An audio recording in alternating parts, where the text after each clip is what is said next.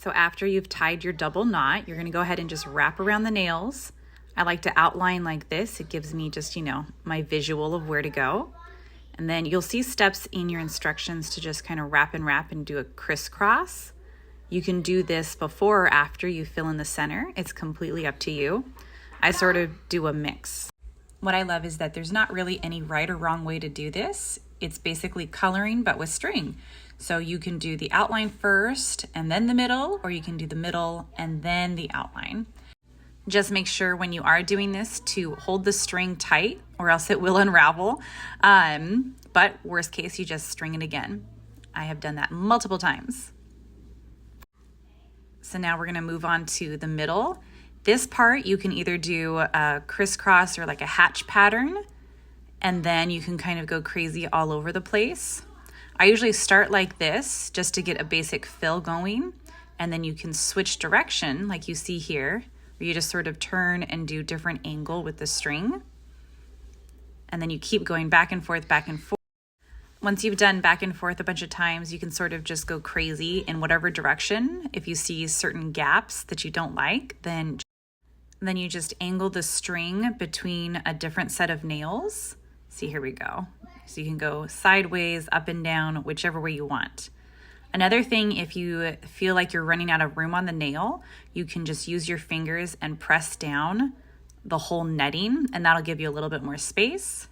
And as you see here, it's starting to get full, so I use my other hand to hold what I've already done in place, and then it doesn't pop off as much.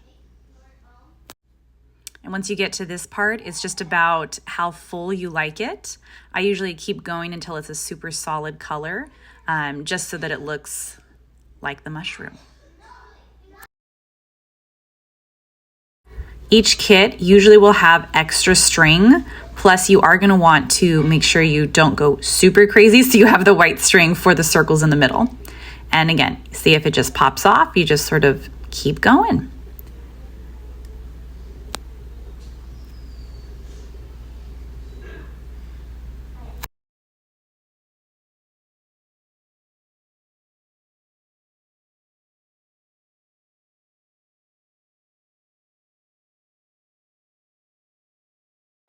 So now that it's all filled in, what you can do if you want it to look sharp and have a crisp edge, you can do what I'm doing here and do one final wrap around the outside edge of the section.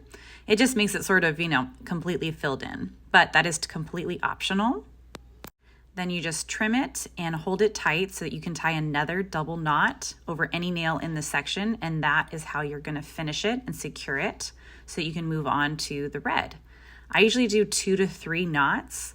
You just want to make sure it's secure and it's not going to come unraveled. And then that tail you just sort of trim. Just make sure you don't trim it too short because then again it might unravel. And then either your finger or scissors, just tuck it into the design. And guess what? Now you are a pro and you're just going to repeat those same steps but with the red section. And I usually outline the white circles and don't go across them, but you technically can. The white will just go on top. So if it's easier, feel free to sort of, pass the red string completely over the circles and it will be completely fine. Yep, just follow your steps, repeat, and have fun with this part. I love filling in the middle. It's the best and coolest thing, and you get into sort of a rhythm and it's just kind of fun. And again, once you do the red, you're gonna do the same thing with all those cute little white circles that are the final detail of your little mushroom, and it will come out adorable. And I hope you really had fun making this because obviously I love the string art, and doing these kits and showing you guys how to do them is really fun. And I can't wait to see your finished project. If you have social media, I would love if you tag me at Joyful Imperfections. And remember, imperfections is with a Z. I spell it wrong on purpose because I think the best thing with crafting is just making it and not worrying about perfection.